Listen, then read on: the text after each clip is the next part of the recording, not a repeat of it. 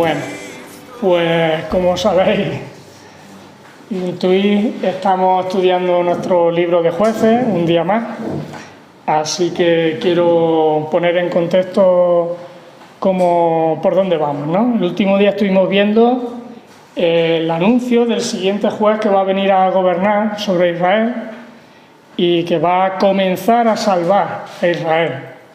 Todo eso es lo que nos narraba el capítulo 13, ¿no?, de Jueces. En este capítulo 13 de Jueces, un ángel viene a una pareja, ¿no?, y vimos que el hombre se llama Manoah, la mujer no sabemos su nombre, y les dice que va a tener un hijo, que va a comenzar a salvar a Israel.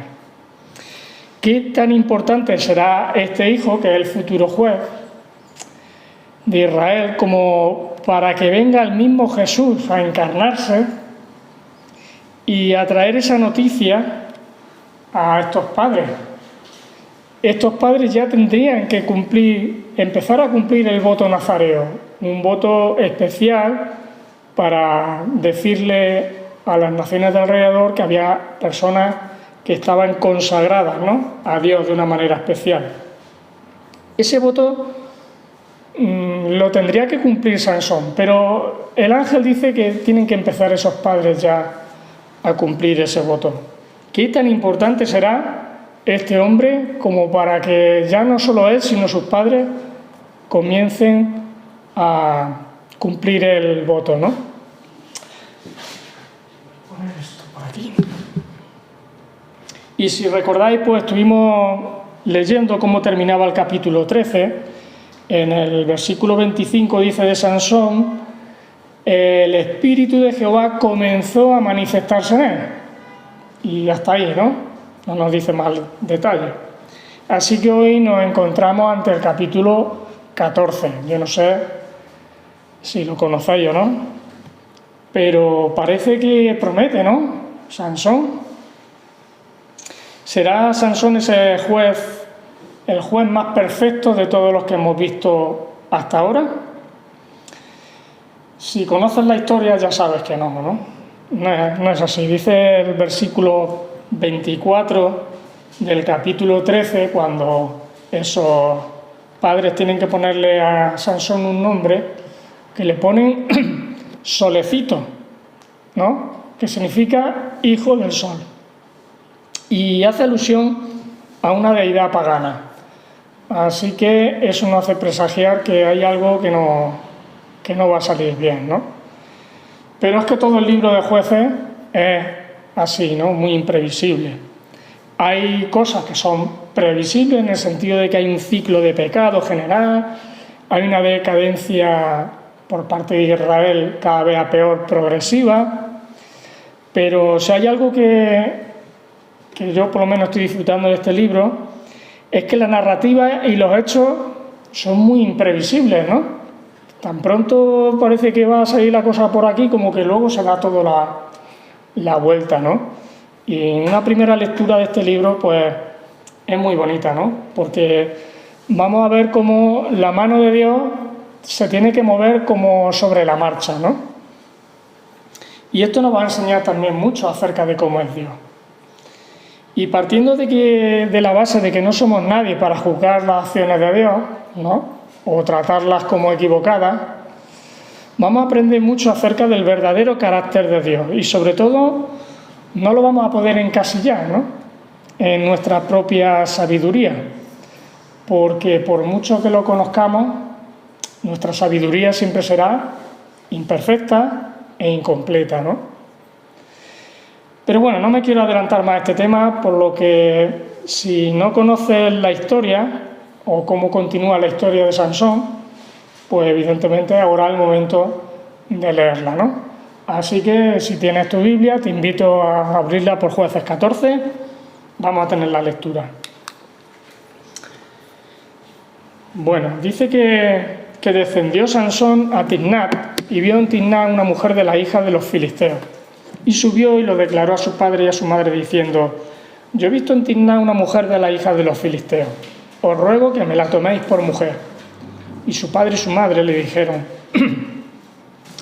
¿no hay mujer entre las hijas de tus hermanos, ni en todo vuestro pueblo, para que vayas tú a tomar mujer de los filisteos incircuncisos? Y Sansón respondió a su padre: tómame esta por mujer, porque ella me agrada. Mas su padre y su madre no sabían que esto venía de Jehová, porque él buscaba ocasión contra los filisteos, pues en aquel tiempo los filisteos dominaban sobre Israel. Y Sansón descendió con su padre y con su madre a Timnat, y cuando llegaron a las viñas de Timnat, he aquí un león joven que venía rugiendo hacia él. Y el espíritu de Jehová vino sobre Sansón, quien despedazó al león como quien despedaza un cabrito, sin tener nada en su mano, y no declaró ni a su padre ni a su madre lo que había hecho. Descendió pues y habló Sansón, y habló a la mujer, y ella agradó a Sansón. Y volviendo después de algunos días para tomarla, se apartó del camino para ver el cuerpo muerto del león. Y aquí que en el cuerpo del león había un enjambre de abejas y un panal de miel. Y tomándolo en sus manos se fue comiéndolo por el camino, y cuando alcanzó a su padre y a su madre, les dio también a ellos que comiesen, mas no les descubrió que había tomado aquella miel del cuerpo del león. Vino pues su padre a donde estaba la mujer, y Sansón hizo allí banquete, porque así solían hacer los jóvenes. Y Sansón les dijo, me parece que me saltó un versículo, el 11, sí. Y aconteció que cuando ellos le vieron, tomaron 30 compañeros para que estuviesen con él. Y Sansón les dijo, yo os propondré ahora un enigma, y si en los 7 días del banquete me lo declaráis y descifráis, yo os daré 30 vestidos de lino y 30 vestidos de fiesta. Mas si no me lo podéis declarar, entonces vosotros me daréis a mí los 30 vestidos de lino y los vestidos de fiesta. Y ellos respondieron, propón tu enigma, y lo oiremos. Entonces les dijo, del devorador salió comida, y del fuerte salió dulzura. Y ellos no pudieron declararle el enigma en 3 días. Al 7º día dijeron a la mujer de Sansón, induce a tu marido a que nos declare este enigma, para que no te quememos a ti y a la casa de tu padre. ¿Nos habéis llamado aquí para despojarnos? Y la mujer lloró, la mujer de Sansón, en presencia de él, y dijo, solamente me aborreces y no me amas, pues no me declaras el enigma que propusiste a los hijos de mi pueblo. Y él respondió, he aquí que ni a mi padre ni a mi madre lo he declarado, y te lo había de declarar a ti. Y ella lloró en presencia de él los 7 días que ellos tuvieron banquete, mas al 7º día él se lo declaró, porque le presionaba, y ella lo declaró a los hijos de su pueblo. Al 7º día, antes que el sol se pusiese, los de la ciudad le dijeron, ¿qué cosa más dulce que la miel? ¿Y qué cosa más fuerte que el león? Y él les respondió, si no haraseis con mi novilla, nunca hubierais descubierto mi enigma. Y el espíritu de Jehová vino sobre él y descendió a Ascalón y mató a 30 hombres de ellos, y tomando sus despojos, dio las mudas de vestido a los que habían explicado el enigma, y encendido en enojo, se volvió a la casa de su padre. Y la mujer de Sansón fue dada a su compañero, el cual él había tratado como su amigo. Como veis, el Sansón que prometía en capítulo 13 no tiene nada que ver con lo que acabamos de leer en este capítulo 14.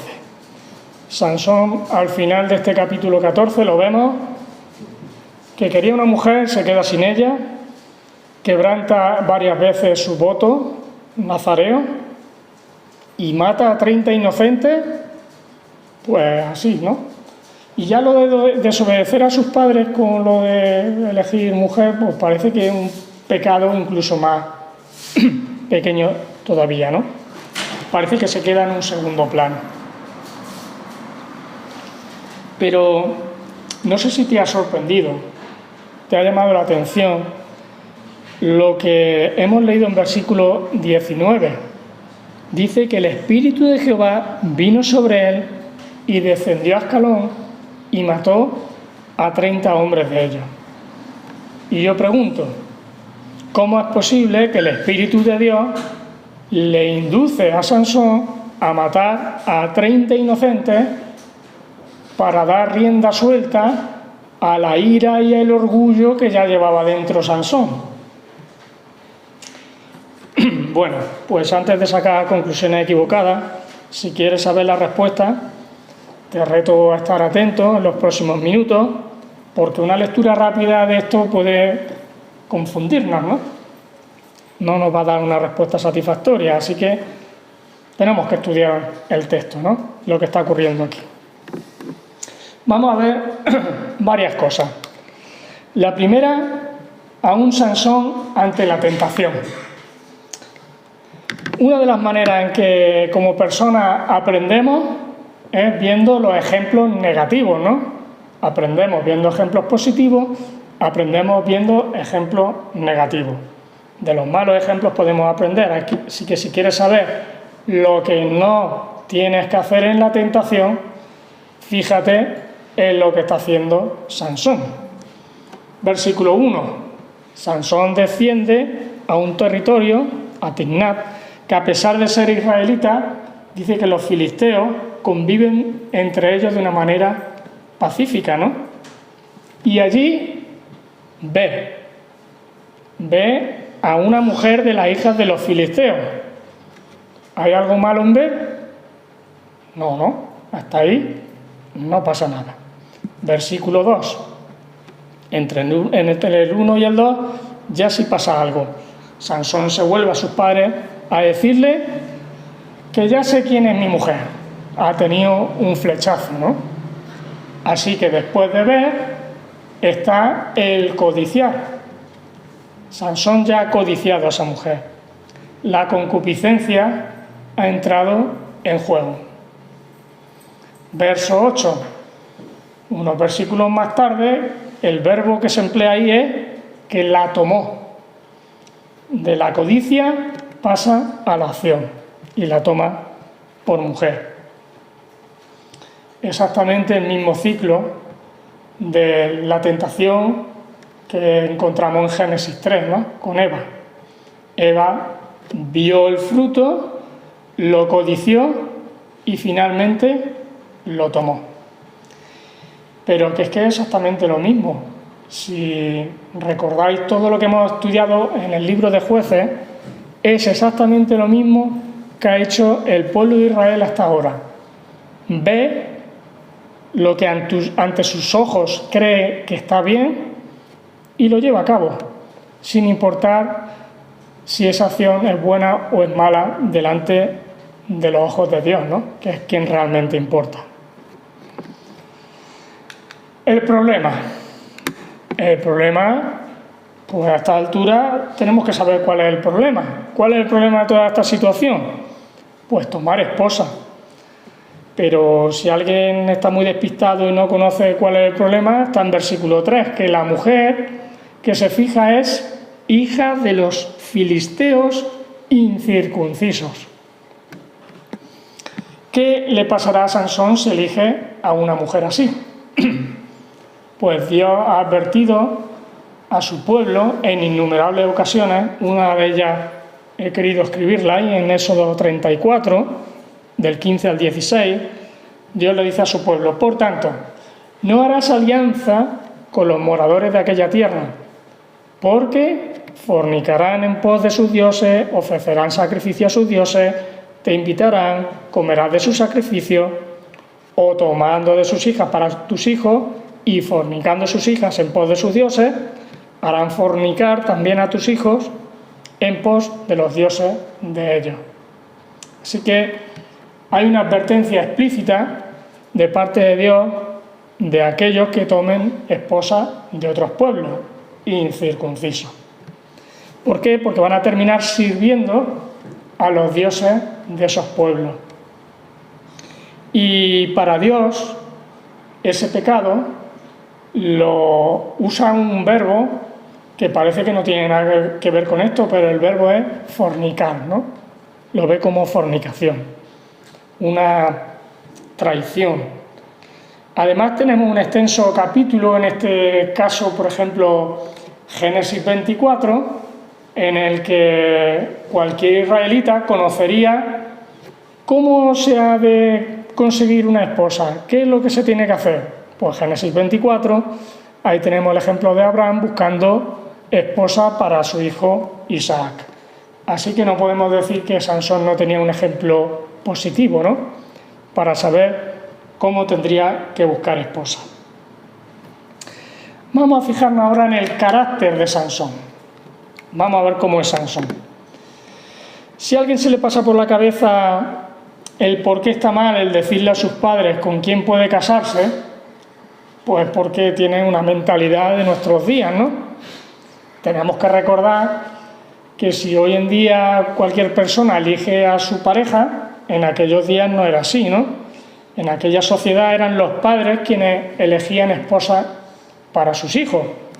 Era lo normal, lo que hoy no vemos como normal. Así que un hijo le diga a su padre, aquella, era un desafío, ¿no?, una insolencia por parte de Sansón, en este caso, por decirle a sus padres quién tenía que ser su esposa. ¿Qué vemos del carácter de Sansón?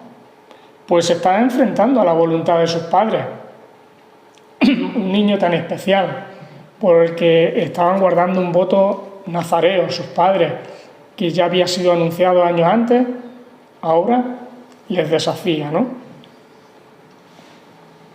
Vemos en Sansón a una persona terca, testaruda, que tiene una enorme voluntad, que no considera ni reflexiona lo que dicen sus padres o lo que le dice Dios mismo. Sansón desprecia el consejo de sus padres, desprecia su autoridad y deja al descubierto lo que hay en el corazón de Sansón: orgullo, egocentrismo, etcétera, etcétera.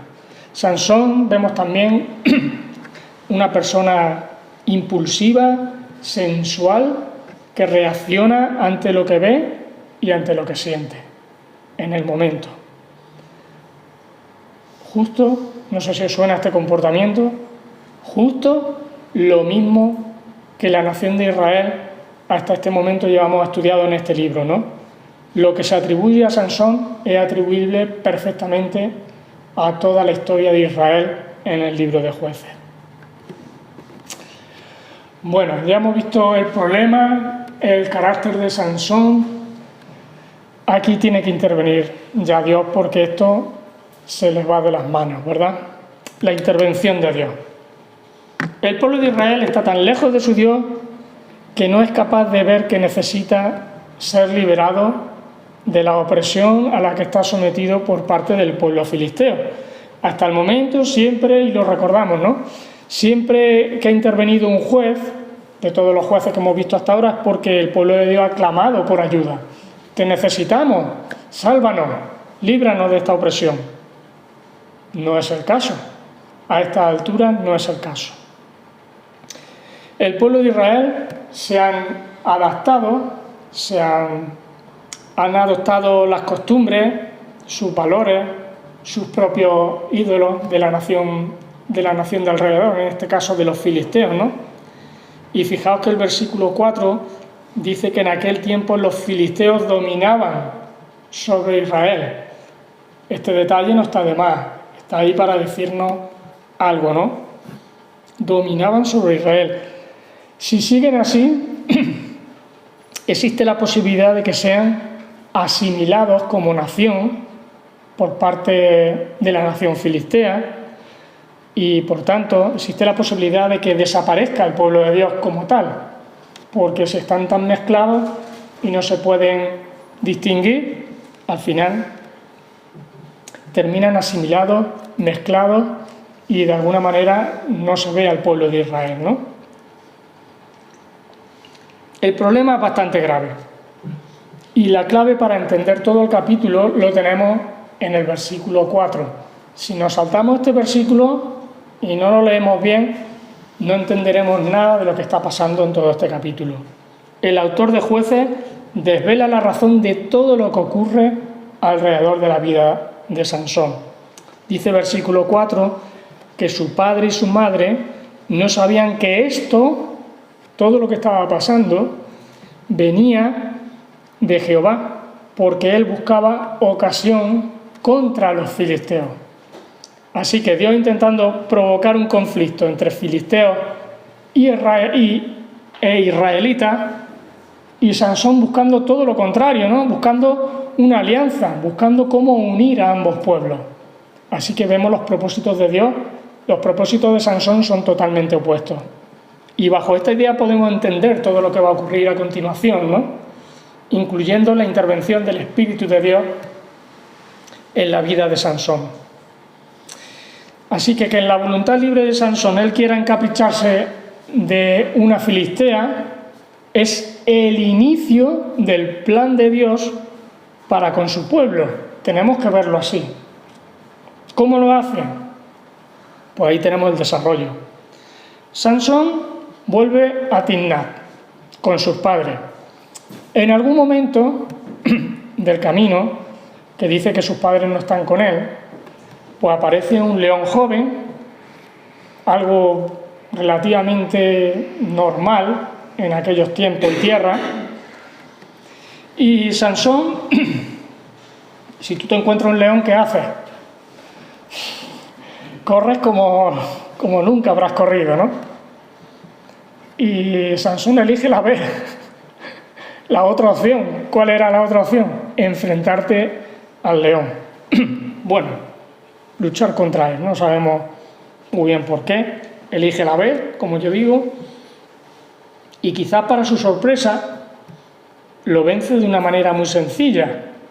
Tan sencillo como que el autor dice que como quien despedaza un cabrito y sin tener nada en sus manos, ¿no? Versículo 6. Quizá ahí Sansón se dé cuenta de su fuerza sobrenatural. Bueno, quizá. Vale, Sansón despedaza al león. ¿Qué hace? Vuelve con sus padres, no les dice nada y va en camino a Timnat en busca de esa mujer de la que se ha encaprichado para hablar con ella. Versículo 7. Habla con ella, se queda totalmente más enamorado todavía y ya vuelven a casa a los preparativos de la boda, etc.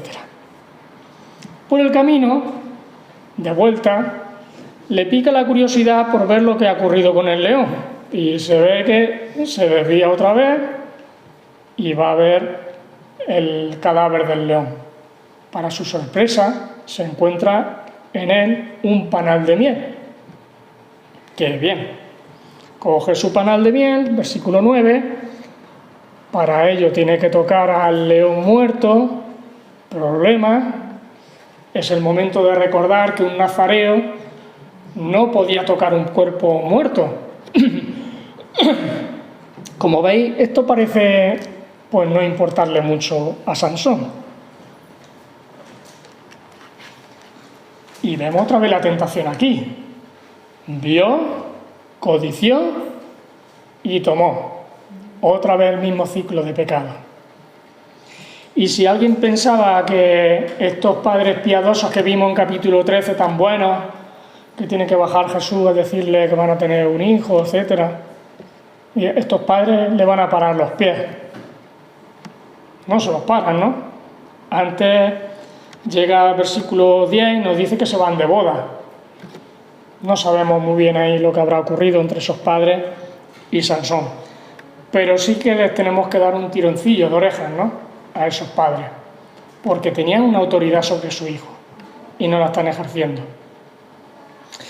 En el versículo 10 ya tenemos a Sansón en el banquete. Ya han pasado los días que fueron y la palabra banquete en el hebreo original significa fiesta de bebida. Un nazareo no podía tocar cuerpos muertos, no podía tomar del fruto de la vid, ni etcétera, ni bebidas. Y la palabra que se emplea aquí es fiesta de bebida. Sansón parece que no le importa el tema del voto nazareo, ¿no? No podía probar nada de vino y ahí lo tenemos desafiando de nuevo su llamado. Y dice versículo 10 que así solían hacer los jóvenes. Así que tenemos otro detalle que si estamos atentos a este texto, vemos que Sansón se comporta igual que el resto de los jóvenes, cuando debía destacar precisamente todo lo contrario, ¿no? No probar nada relacionado con la uva. Vale, ya tenemos a Sansón en el baquete y del versículo 11 al 18, Sansón les propone ese enigma. Ha tenido ese encuentro con el león y dice, pues le voy a proponer esto, que seguro que, en fin, una semana de boda hay que invertir el tiempo, allí no hay televisión ni esas cosas, pues tiene que invertir el tiempo en pasatiempos. Un enigma es un bonito pasatiempo, ¿no?, para una boda. Vale, les propone el enigma y sus invitados durante 6 días ven que no. Pero claro, presionan a la mujer lo presiona a él y el último día, como hemos leído, pues ya por fin le cuenta el resultado del enigma Sansón a su mujer lo traiciona, se lo dice a sus amigos, los amigos les dicen a última hora el enigma, por lo que Sansón ahora tiene que volver a su casa, tiene que pagar la deuda. La deuda eran 30 vestidos, pues ¿qué dice Sansón? Pues me he cargado a un león con esa facilidad, me cargo a 30 tíos y me cojo sus vestidos, pago la deuda y me voy más cabreado que nada, ¿no? Porque eso es como está realmente Sansón. Y eso es lo que pasa. Versículo 20. Para colmo de males, cuando Sansón ya regresa, ya la mujer se le han dado a uno de sus compañeros más íntimos, se queda sin su mujer y se vuelve a casita de sus padres. En vez de irse en matrimonio, vuelve a la casita de sus padres. Y de nuevo, recuerdo lo que dice el versículo 19. El Espíritu de Jehová vino sobre él para matar a 30 hombres. ¿Cómo vamos a explicar que el Espíritu Santo unge a Sansón para dar rienda suelta a sus arrebatos de ira y de orgullo para cometer 30 asesinatos? Es difícil una respuesta, ¿verdad? ¿Cómo podría explicarlo? Pues la clave sigue siendo la misma, el versículo 4. Ese versículo es el que nos da el porqué de todo lo que está pasando. Los padres no sabían que Jehová estaba detrás de todo esto para buscar ocasión contra los filisteos. ¿Por qué? Porque el Espíritu de Dios no está aquí actuando como revancha, sino más bien está aplicando juicio. Y ese juicio tiene que ver con el sentido bíblico de separación, de santidad, muy unido a lo del voto nazareo, algo que precisamente nos estaba dando en aquellos entonces. Y únicamente podemos entender todo este episodio bajo esa premisa, ¿no? Dios quiere que su pueblo sea único y diferente, al igual que Él, y que no se mezcle con otros pueblos. Pero Israel se está empeñando en justo lo contrario, en mezclarse, en diluirse y no aplicar para que no se vea para nada la santidad que debían de tener. Así que el pueblo de Israel está tan unido a filisteos, tan absorbidos por ellos, que Dios tiene que buscar una ocasión para distanciarlos. ¿Cómo lo hace? Los va a enfrentar y los va a separar. Lo veremos próximamente, ¿no? Pero esa es la intervención de Dios.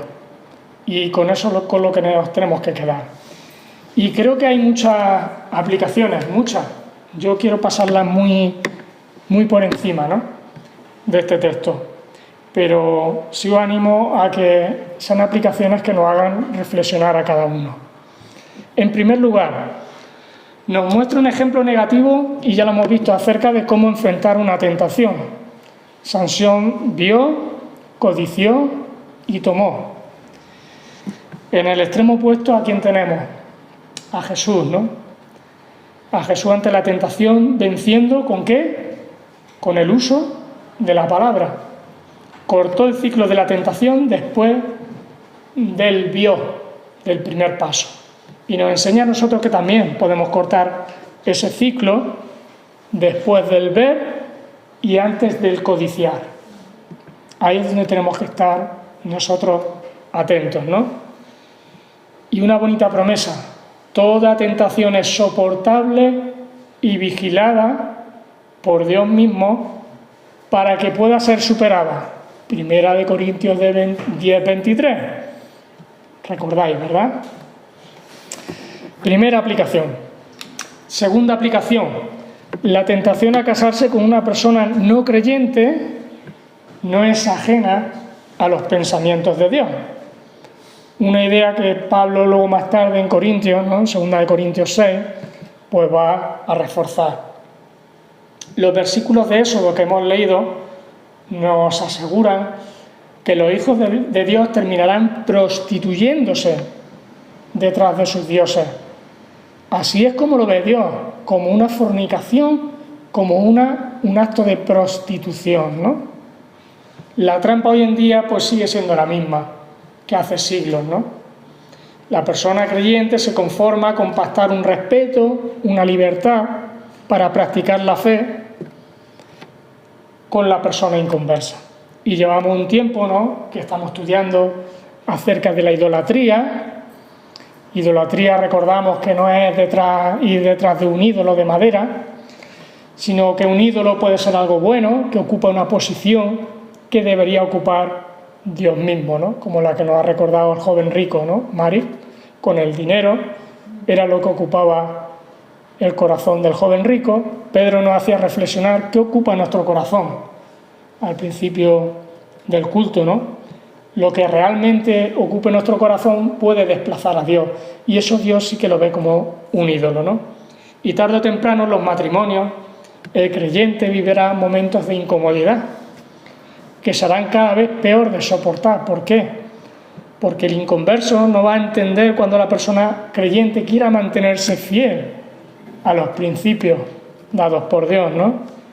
Y habrá situaciones donde sería más fácil ceder por ambas partes, pero los creyentes no estamos llamados a ceder, ¿no?, sino a mantenernos firmes en los propósitos y en los principios que Dios nos da. Qué contraste, ¿no? Recordaba yo en este mismo libro, ¿recordáis al primer juez que vimos? Se llamaba Otoniel, y si estudiáis su vida, nos da un detallito en capítulo 1, versículos 12 y 13, que se casa con una tal Acsa, que es descrita como una israelita fiel. Como vemos, hay un contraste desde los primeros jueces hasta los últimos, y cada vez se distancian más. Otra aplicación: ¿qué tiene que hacer Dios para frenar nuestros impulsos pecaminosos? Yo no he parado en esta predicación de darle vuelta a ese león. ¿Qué pinta un león ahí? ¿Por qué un león? ¿Qué podía haber pasado? Si Dios controla todo, y eso es lo que vemos, que Dios en su soberanía controla todo, el león no está ahí por casualidad, ¿verdad que no? Tiene que tener un propósito. ¿Y por qué se interpone en el camino con Sansón? Recordemos que Sansón se dirige en ese momento a buscar a esa mujer con la que se quiere casar, ¿no? Y Dios no quiere que se case, evidentemente. Y manda un león. ¿Por qué manda un león y no hubiera mandado un profeta? Pues si por una regla de 3 no escucha a sus padres, que le están diciendo con esa no, a un profeta tampoco lo va a escuchar. A lo único que va a escuchar Sansón es a alguien a su altura. El único que está a su altura en estos momentos puede ser un león, el animal más fuerte de los que podamos imaginar, ¿no? ¿Por qué? ¿Qué haría si tuviera un león? Iría en dirección contraria, ¿no? ¿Qué hizo Sansón? La ve. y eligió mal. Pero todo ello tenemos que recordar que Dios está detrás encaminando todo. Bajo nuestra óptica vemos una cosa y Dios está haciendo exactamente otra. Pero si recordamos, por ejemplo, a Jonás. Jonás dice Dios, ve por aquí. Jonás, justo lo contrario, por allí. ¿Qué hace Dios? Envía una tormenta, envía un pez y al final Jonás vuelve exactamente a donde tenía que haber ido. Cuando Dios manda cosas, tenemos que ver por qué las manda y sus propósitos, ¿no? Nosotros, si teniendo su palabra, el consejo de otros hermanos, y no hacemos caso a lo que el Señor nos dice, ¿qué tiene que enviar Dios a nuestra vida para hacernos cambiar de dirección? Una pregunta que podemos hacer de reflexión personal cada uno, ¿no? Otra aplicación. Por otro lado, tenemos unos padres cediendo a los caprichos desobedientes de sus hijos. Como decía, hay que darle un tironcito de oreja a estos padres, ¿no? Y no sabemos los motivos, únicamente el relato nos deja ver ese descaro por parte de Sansón al querer manejar una situación que a él no le correspondía, ¿no? Como era la de elegir mujer. Otro ejemplo negativo de lo que como padres no tenemos tampoco que consentir, ¿no? Que ellos hagan lo que les dé la gana bajo nuestra autoridad. Así que otro detallito más, ¿no? Otra aplicación. Siguiente aplicación. ¿En qué área somos como Sansón? Del carácter de Sansón podemos aprender muchas cosas, ¿no? Y está lleno de torpezas, ¿no? Que son comunes a cualquier ser humano. Por mencionar uno, ¿quién puede decir que no es impulsivo? Que no ha reaccionado con impulsividad a los problemas que nos enfrentamos cada uno, ¿no? ¿En qué área soy propenso a ser impulsivo? Una pregunta de aplicación y de reflexión que podemos hacernos cada uno de nosotros, ¿no? Lo mismo con en qué área soy un terco, como Sansón, en qué área me comporto de manera sensual, como Sansón, en qué área soy desobediente a mis padres, como Sansón, etc., etc., ¿no? Siguiente aplicación. ¿Nos podemos diferenciar del mundo o estamos identificándonos con él?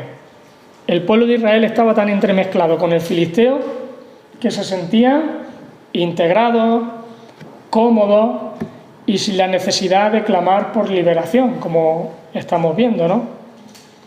Y yo pregunto, ¿en qué área el mundo intenta que como iglesia o individualmente asimilemos su cultura?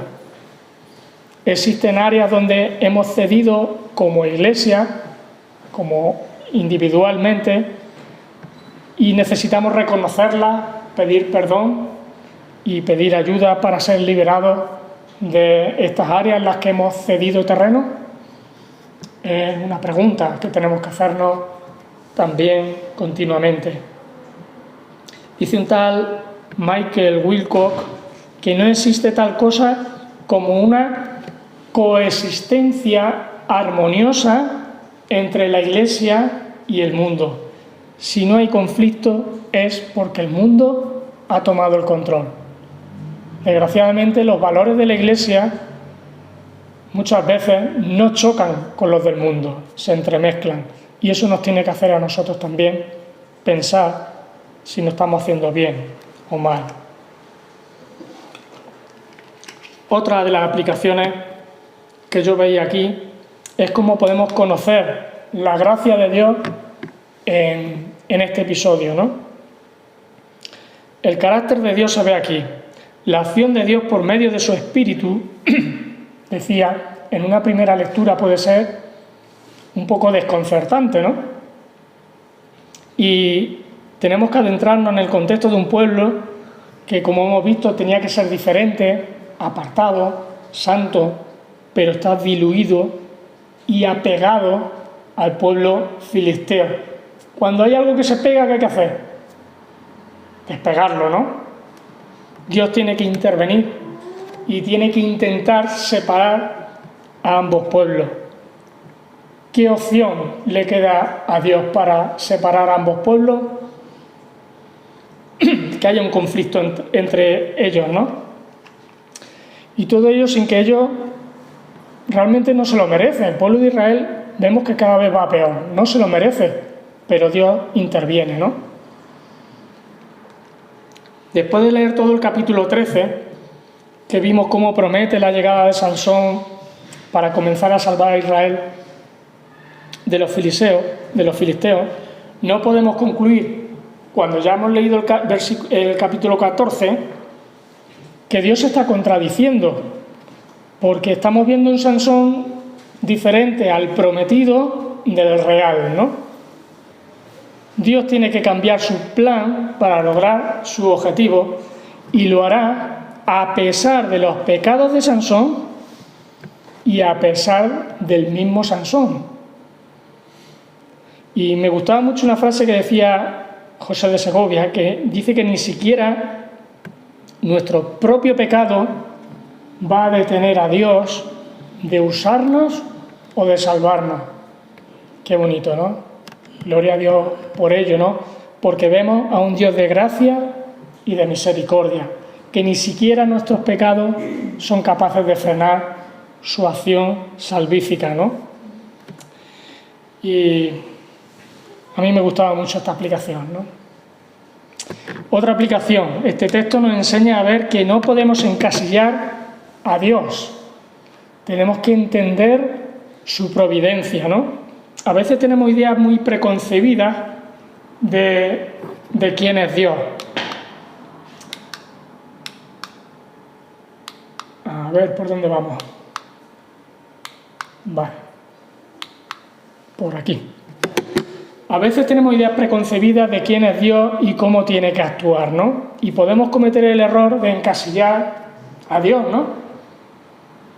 ¿Cómo tiene que actuar Dios? Pensamos en nuestra propia vida.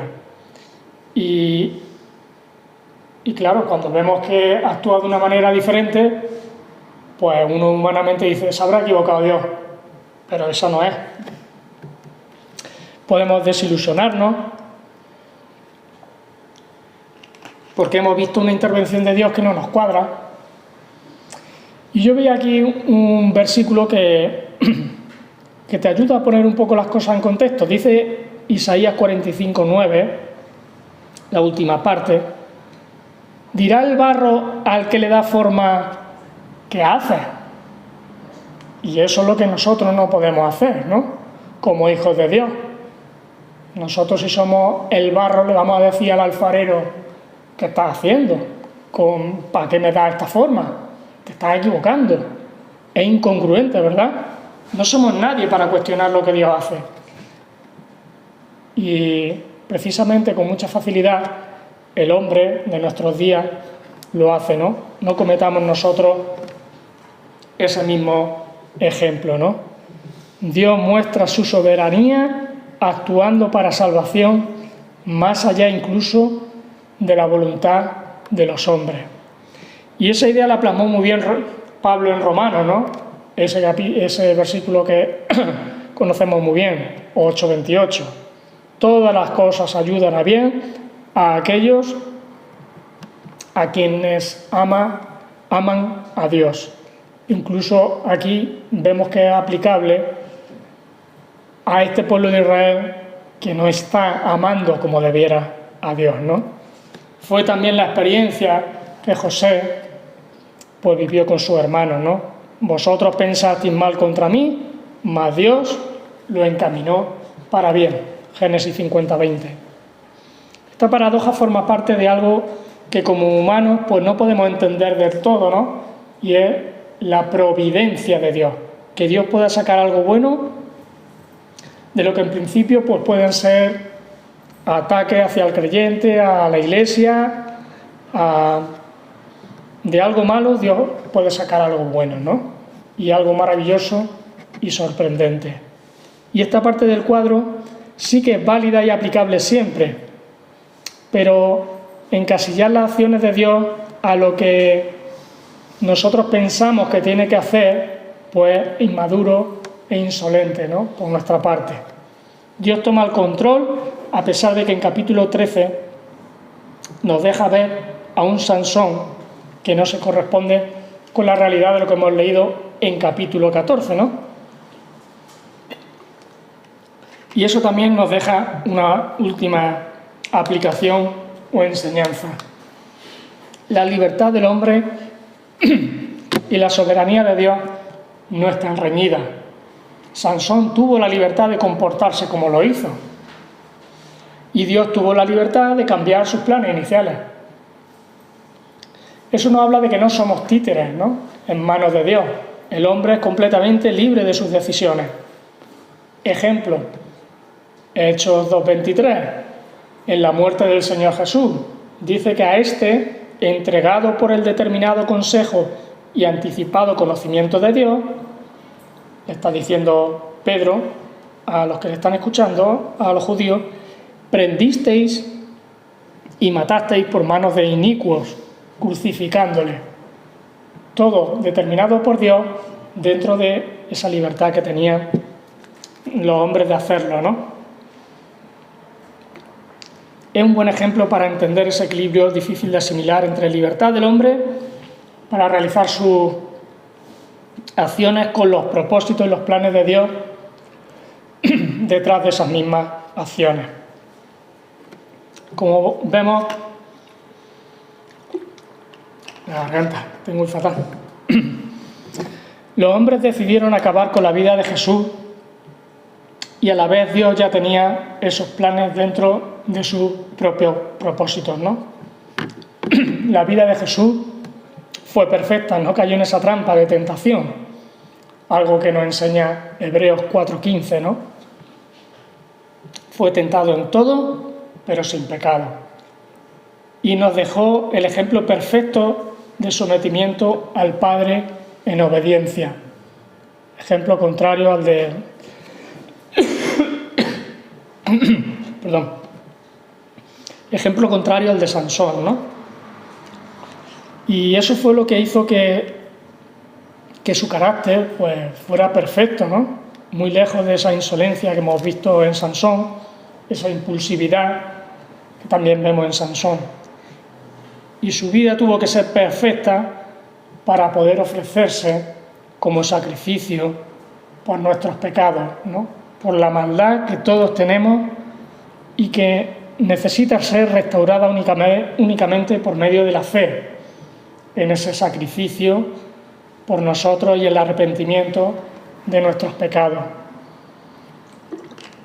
Dice 1 Pedro 3:18, porque también Cristo padeció una sola vez por los pecados, el justo por los injustos para llevarnos a Dios, siendo a la verdad muerto en la carne, pero vivificado en el Espíritu. Recordamos a Jesús como es también nombrado como el León de Judá. En nuestra historia, el enigma decía que del fuerte, del león, salió dulzura. Un león muriendo para dar dulzura, en este caso a Sansón, a sus padres. Y esto es exactamente lo que pasó también allí en la cruz. El león de Judá, ¿no?